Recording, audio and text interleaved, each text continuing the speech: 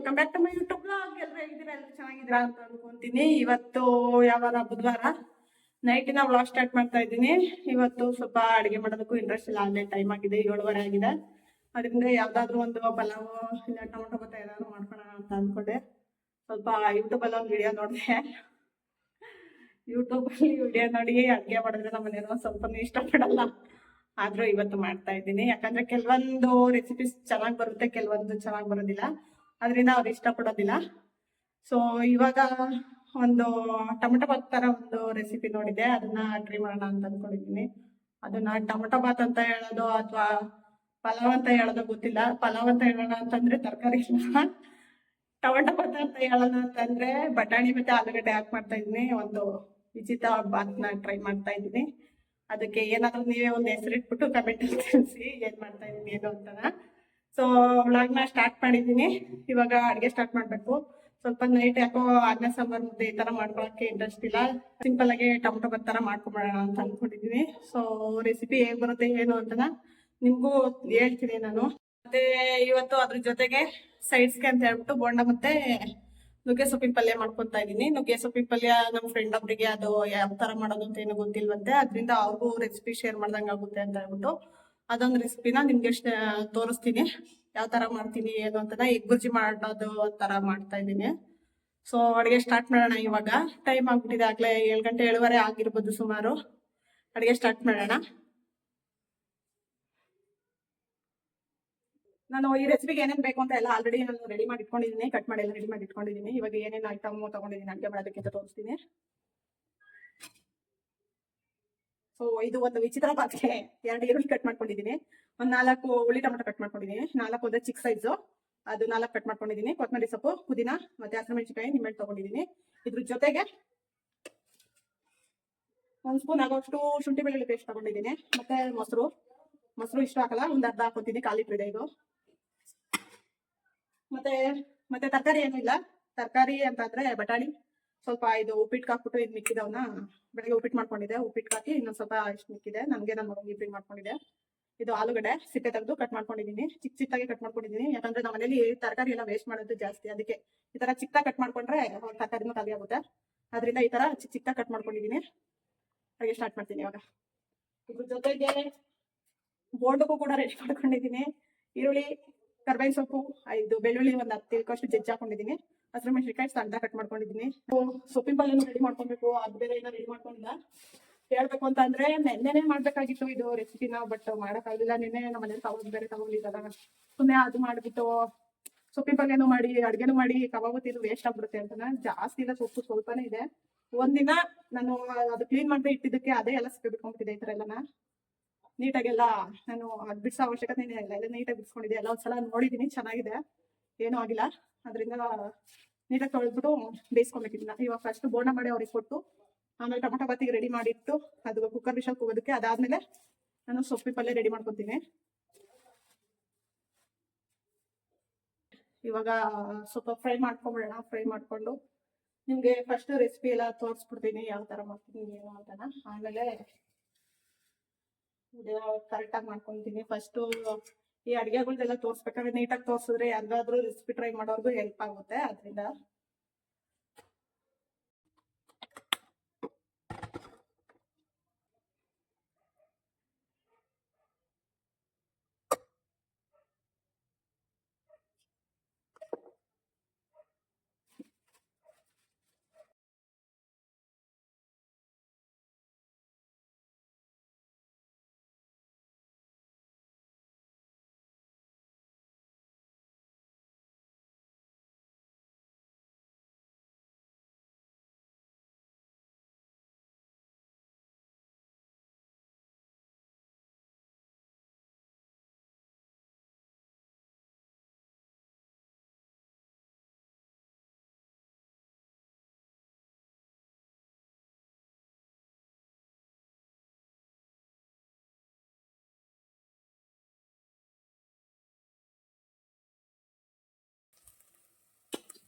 ಇದು ಸ್ವಲ್ಪ colour change ಆಗ್ತಿದ್ದಂಗೆನೆ ಪುದೀನ ಮತ್ತೆ ಕೊತ್ತಂಬರಿ ಹಾಕೊಂತಾ ಇದೀನಿ. ಕೊತ್ತಂಬರಿ ಜಾಸ್ತಿ ಆಗುತ್ತೆ ಅನ್ಸುತ್ತೆ.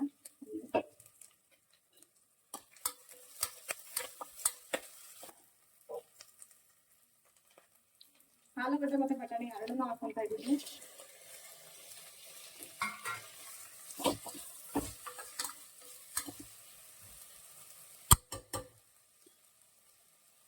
ಸ್ವಲ್ಪ ಆಲೂಗಡ್ಡೆದು ಮತ್ತೆ ಬಟಾಣಿದು ಕಲರ್ ಚೇಂಜ್ ಆಗಿರುತ್ತೆ, ಅವಾಗ ಗೊತ್ತಾಗುತ್ತೆ ಸ್ವಲ್ಪ ಬೆಂದಿದೆ, ಫ್ರೈ ಆಗಿದೆ ಅಂತ.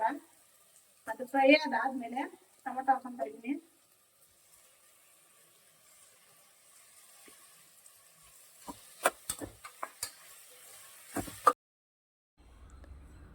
ರುಚಿಗೆ ತಕ್ಕಷ್ಟು ಉಪ್ಪು ಹಾಕೊಳ್ಳೋಣ ಇವಾಗ. ಒಂದು ಸ್ವಲ್ಪ ಉಪ್ಪು ನೋಡ್ಕೊಂಡು ಹಾಕೊಳ್ಳಿ, ಸ್ವಲ್ಪ ಟೇಸ್ಟ್ಗೆ. ಹೊಸ್ದಾಗಿ ಅಡುಗೆ ಎಲ್ಲ ಟ್ರೈ ಮಾಡೋರು ಸ್ವಲ್ಪ ಸ್ವಲ್ಪನೇ ಹಾಕೊಳ್ಳಿ.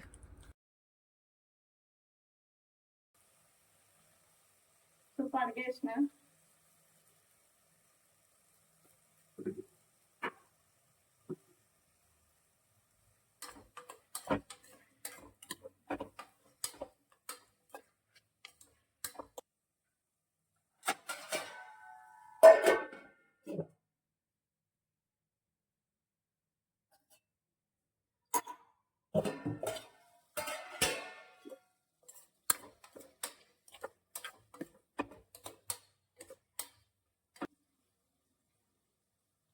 ಇವಾಗ ಶುಂಠಿ ಬೆಳ್ಳುಳ್ಳಿ ಪೇಸ್ಟ್ ಹಾಕೊಂತಾ ಇದೀನಿ. ಮುಂಚೆನೆ ಶುಂಠಿ ಬೆಳ್ಳುಳ್ಳಿ ಪೇಸ್ಟ್ ಹಾಕಿದ್ರೆ ಅದು ತಲೆ ಹಿಡಿದ್ಬಿಡುತ್ತೆ, ಅದರಿಂದ ಸ್ವಲ್ಪ ಇವಾಗ ಹಾಕೊಂತಾ ಇದ್ದೀನಿ ನಾನು. ಜೊತೆ ಮೊಸರು ಹಾಕೊಂತಾ ಇದ್ದೀನಿ, ಒಂದು 3 ಸ್ಪೂನ್ ಅಷ್ಟು ಇರ್ಬೋದು. ಮೊಸರು ಹಾಕೋದ್ರಿಂದ ರೈಸ್ ಸ್ವಲ್ಪ ಸಾಫ್ಟ್ ಆಗಿ ಬರುತ್ತೆ.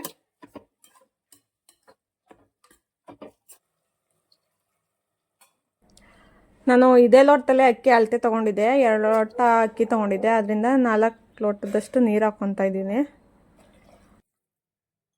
ಗೈಸ್, ನಾನಿಲ್ಲಿ ಸ್ವಲ್ಪ ನಿಂಬೆಹಣ್ಣು ಸ್ಕಿಪ್ ಮಾಡಿದ್ದೀನಿ, ಯಾಕಂತಂದರೆ ಹುಳಿ ಟೊಮೊಟೊ ತೊಗೊಂಡಿದ್ನಲ್ಲ, ಅದೇ ಸ್ವಲ್ಪ ಹುಳಿ ಜಾಸ್ತಿ ಆಗಿತ್ತು, ಅದರಿಂದನ. ಮೊಸರು ಬೇರೆ ಹಾಕ್ಕೊತಿದ್ನಲ್ಲ, ಅದರಿಂದ ನಿಂಬೆಹಣ್ಣು ಸ್ಕಿಪ್ ಮಾಡಿದ್ದೀನಿ. ನೀವು ನಾಟಿ ಇದು ಫಾರಮ್ ಟೊಮೊಟೊ ತೊಗೊಂಡ್ರೆ ಅದು ನಿಂಬೆಹಣ್ಣು ಹಾಕ್ಕೊಳ್ಳಿ. ಗರಂ ಮಸಾಲ,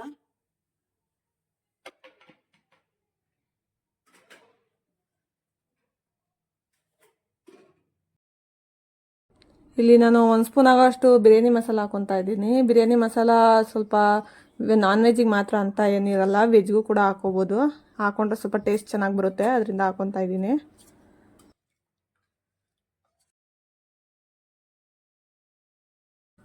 ಇದು ಸ್ವಲ್ಪ ಕುದಿ ಬಂದಾದಮೇಲೆ ನಾನು ಆವಾಗಲೇ ನೀರು ತೊಗೊಂಡಿದ್ನಲ್ಲ, ಆ ಗ್ಲಾಸಲ್ಲೇ ನಾನು 2 ಗ್ಲಾಸ್ ಅಷ್ಟು ಅಕ್ಕಿ ತೊಗೊಂಡಿದ್ದೀನಿ.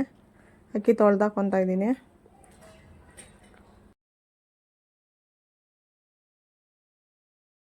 ಇದು ಸ್ವಲ್ಪ ಮಿಕ್ಸ್ ಮಾಡಿಕೊಂಡು ಒಂದು 2 ನಿಮಿಷ ಕುದಿಯೋದಕ್ಕೆ ಬಿಡೋಣ. ಇದು ಸ್ವಲ್ಪ ಕುದಿ ಬಂದಾದಮೇಲೆ ಲಿಡ್ ಕ್ಲೋಸ್ ಮಾಡಿದ್ರೆ ಒಂದು 2 ವಿಷಲ್ ಕೂಗಿಸ್ಕೊಂಡ್ರೆ ಸಾಕು. ಇದು ಟೊಮೊಟೊ ಬಾತ ಏನು ರೆಡಿ ಆಗುತ್ತೆ. ರೆಕಾರ್ಡ್ ಆಗಿಲ್ಲ, ಈರುಳ್ಳಿ ಎಲ್ಲ ಹಾಕೊಂಡಿದ್ದೀನಿ, ಅವಾಗಲೇ ನಾನು ನಿಮ್ಗೆ ತೋರಿಸಿದ್ನಲ್ಲ, ಅಷ್ಟನ್ನು ಹಾಕೊಂಡಿದ್ದೀನಿ. ಇದಕ್ಕೆ ಇವಾಗ ನಾನು ಕಡ್ಲೆ ಹಿಟ್ಟು ಹಾಕ್ಕೊತೀನಿ, ಒಂದು 4 ಸ್ಪೂನ್ ಆಗೋಷ್ಟು ದೊಡ್ಡ ಸ್ಪೂನಲ್ಲಿ ಹಾಕ್ಕೊಂಡು ಇದನ್ನೆಲ್ಲ ನೀಟಾಗಿ ಮಿಕ್ಸ್ ಮಾಡ್ಕೊಬೇಕು.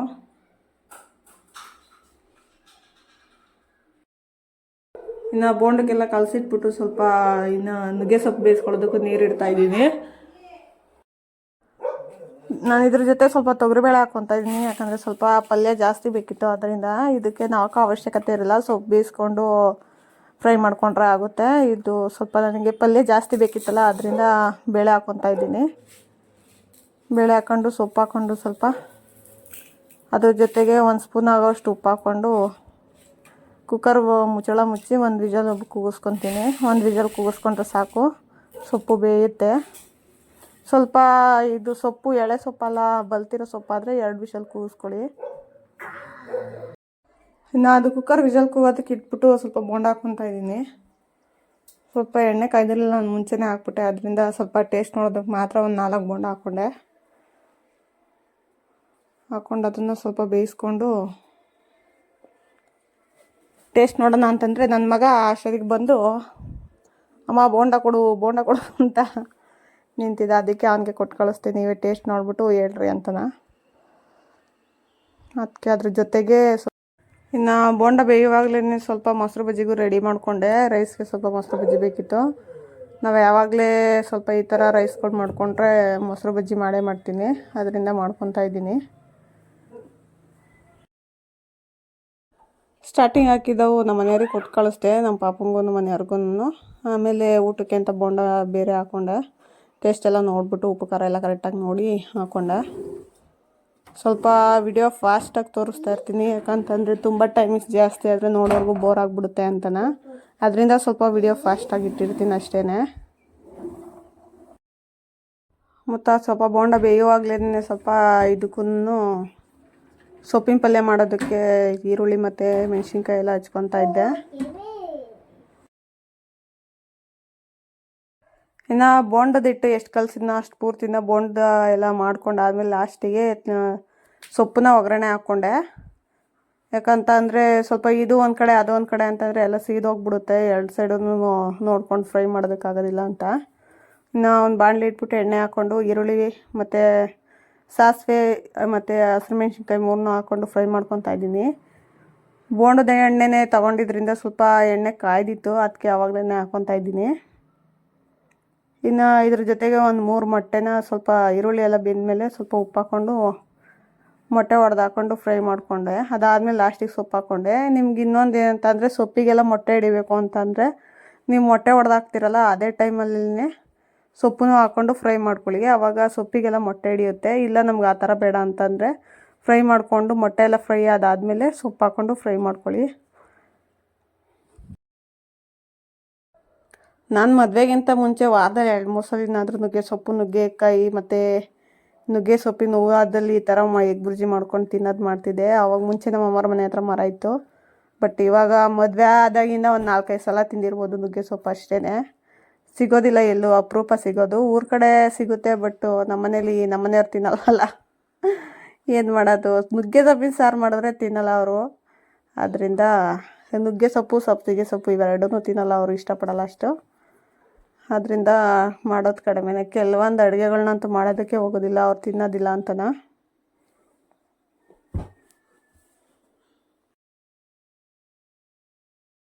ಇನ್ನು ನುಗ್ಗೆ ಸೊಪ್ಪು ಫ್ರೈ ಆಯಿತು. ಪಲ್ಯ ಸ್ವಲ್ಪ ಕಡಿಮೆನೇ ಆಗಿದೆ, ಆದರೂ ಮೊಟ್ಟೆ ಎಲ್ಲ ಹಾಕಿದ್ದಕ್ಕೆ ಸ್ವಲ್ಪ ಜಾಸ್ತಿ ಥರ ಕಾಣಿಸ್ತಾ ಇದೆ. ಇನ್ನು ರೈಸು ತೆಗ್ದೆ, ಎಲ್ಲ ಅಡುಗೆ ಎಲ್ಲ ಆದಮೇಲೆ ಲಾಸ್ಟಿಗೆ ರೈಸ್ ಅಂತೂ ಸೂಪರಾಗಿ ಬಂದಿತ್ತು. ಏನೋ ಒಂದು ಯೂಟ್ಯೂಬಲ್ಲಿ ನೋಡಿ ಟ್ರೈ ಮಾಡಿದ್ದಕ್ಕೂ ಅಡುಗೆ ಟ್ರೈ ಮಾಡಿದ್ದಕ್ಕೂ ಚೆನ್ನಾಗಿ ಬಂದಿತ್ತು. ಇನ್ನು ಆ ಥರ ಏನಾದರೂ ಏನೂ ಆಗಿರಲಿಲ್ಲ, ಚೆನ್ನಾಗಿತ್ತು. ನುಗ್ಗೆ ಸೊಪ್ಪಿನ ಪಲ್ಯ ಅಂತೂ ಪೂರ್ತಿ ಖಾಲಿ ಆಯಿತು. ಬೋಂಡನೇ ಸ್ವಲ್ಪ ಉಳ್ಕೊಂಡಿತ್ತು, ಇದು ಊಟಕ್ಕಷ್ಟೇ ಮಿಕ್ಕಿತ್ತು. ಇದು ನನಗೆ ಇಷ್ಟು ತಿಂದಿಲ್ಲ, ಆದರೂ ನನಗೂ ನನ್ನ ಮಗನಿಗೂ ಇಬ್ರಿಗೆ ಸೇರಿಸಿ. ನಮ್ಮ ರಾಮು ಪಾಪ ಹೊಟ್ಟೆ ಹಸ್ಬಿಟ್ಟಿತ್ತೇನೋ ಬಂದಿತ್ತು ಮನೆ ಹತ್ರ. ಇವನು ಒಂದು 5-6 ಮನೆ ನೋಡ್ಕೊಂಬಿಟ್ಟವನೆ.